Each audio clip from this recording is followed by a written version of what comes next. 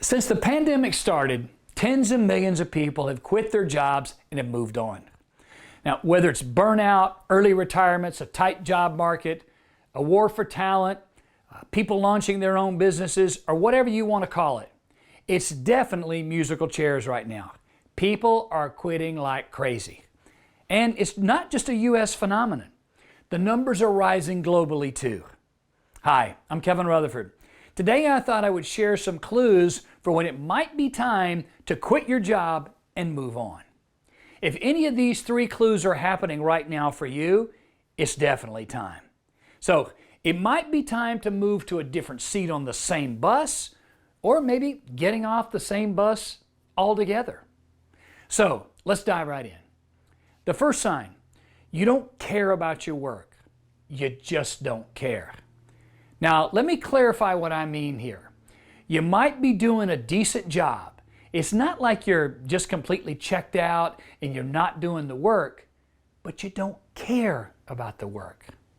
Maybe you have a bad boss, some low-quality peers, an uninspiring job, or the company is just not what you thought it was. Something has made you not care and really lose your passion. Regardless, you're doing your job, you're not getting reprimanded, but you don't care. You're just putting in the time and nothing more. So when I say you don't care about the job, I mean you don't have any fire in the belly. Now, fire in the belly is what gets you going every day. For me, I love what I do. I love coaching people. I love teaching and communicating. I love equipping others to succeed. I love helping individuals and companies achieve big goals.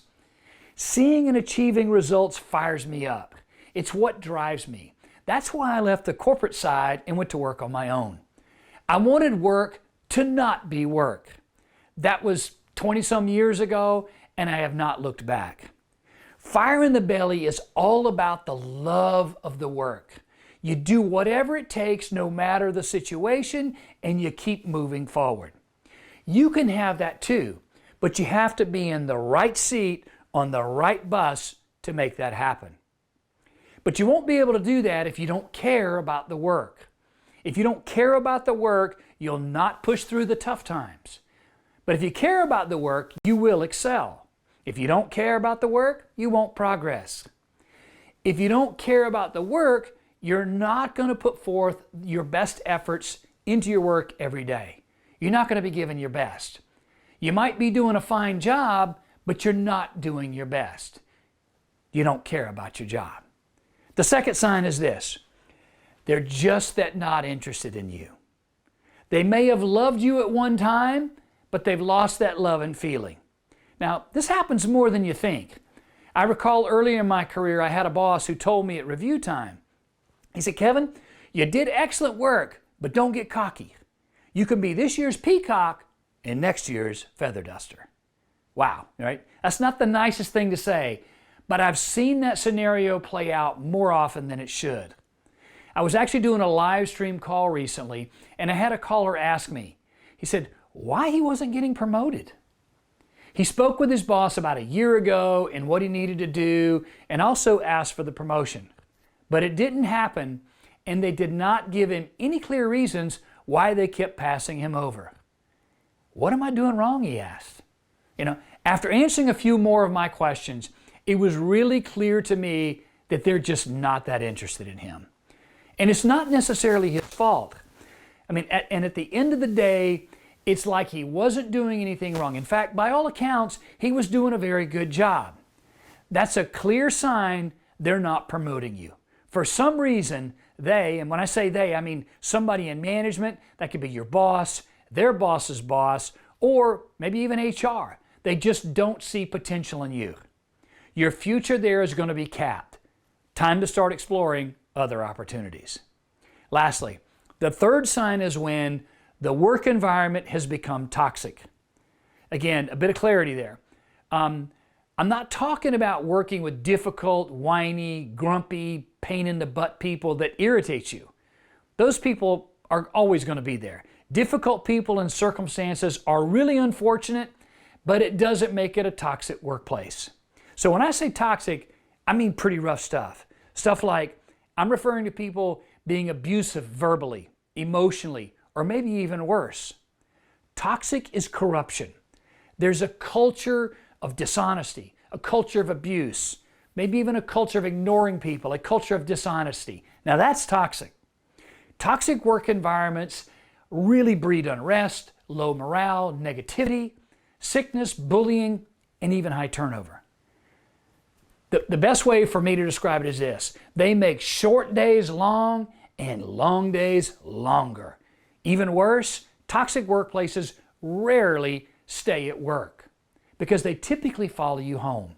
And that's tragic because they take over your conversations with loved ones, they steal away much needed sleep, and generally just cause you a lot of worry and stress.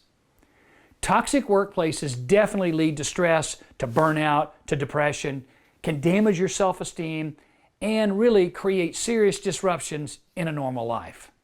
So, to recap, those are the 3 clues that it's time to leave. First, you don't care much at all about your job. Second, they're just not into you. And third, the work environment is truly toxic. So, what's the big takeaway for you? Well, if you stay too long in this kind of environment, you've shut off your imagination and your emotions. You're just trying to get by and get through every day. You just try to ignore all of those stages and all of those signs. But before you pack your bags, because these are clearly clues and signs that it's time to go, I want you to take some time to step back, think, and do a quick assessment and reflection. The first thing is to think about is this: what do you really want? In fact, give yourself permission to dream and start to imagine what a great place to work would look like. Great athletes do it all the time. Dreams develop from imagination. They imagine a desired future and then go after it.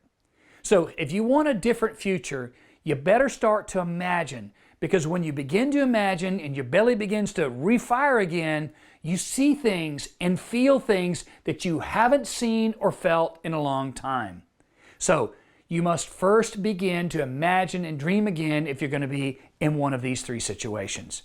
And only then can you start to figure out where you're going to go. Now the big question is, are you going to do it or not? I say go find that job and company where you can grow, you're appreciated, and you can make a difference. Because top talent is always marketable, and depending on your country, your skills could be red hot. Is it time for you to go? I hope you enjoyed this video and learned something that you can apply right away. If you did and want more, please subscribe to our channel below and check out our website for even more content, handouts, and free tools that'll take you from where you are to where you want to be. Until next time.